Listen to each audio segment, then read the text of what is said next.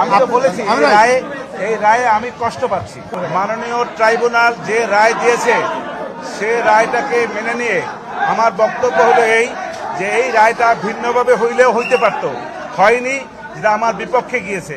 সেজন্য আমি ক্ষুব্ধ, আমি আমার ভিতরে কষ্ট লালন করতেছিলাম, এর বাইরে আমার কিছু বক্তব্য নেই।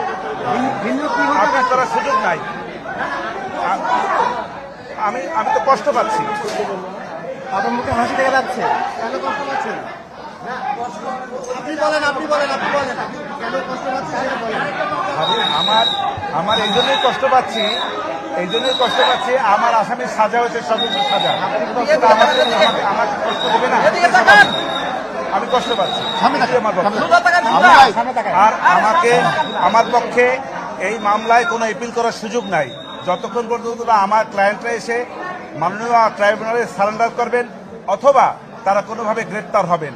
এর আগ পর্যন্ত কোনো এপিলেট ডিভিশনে যাওয়ার আর কোনো সুযোগ নাই। আপনারা তো দেখেছেন যে আমাকে রায়ের কপিও মাননীয় ট্রাইব্যুনাল দিবে না বলেছে। অতএব এই যে দিবে না সেটা আইনানুগ। তারা কি যেতে পারে? যারা তাদের পক্ষে মামলা করেছে তারা যেতে পারবে, তারা তাদেরকে বলতে পারবে যাওয়ার জন্য। অধিকার তো তাদের আছে। আপনি তো অনেকগুলো যুক্তি তুলে ধরেছেন এই মামলায়। আমার যুক্তিতর্ক ন্যায়নীতা তো বলবো না, আমার যুক্তিতর্ক তো ওনারা নিয়েছেন, অনেক কিছু তো নিয়েছেন। নেওয়ার ফলে মাননীয় ট্রাইব্যুনালের কাছে মনে হয়েছে আমার যুক্তির চাইতে ওনাদের যুক্তি আরো বেশি স্ট্রং, সেটা মনে করে তারা সেইভাবে রায় দিয়েছেন। অথবা আমারটা নেয়নি, এটা আমি বলবো না।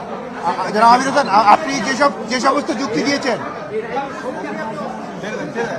আমি তো বলেছি এই রায়ে আমি কষ্ট পাচ্ছি।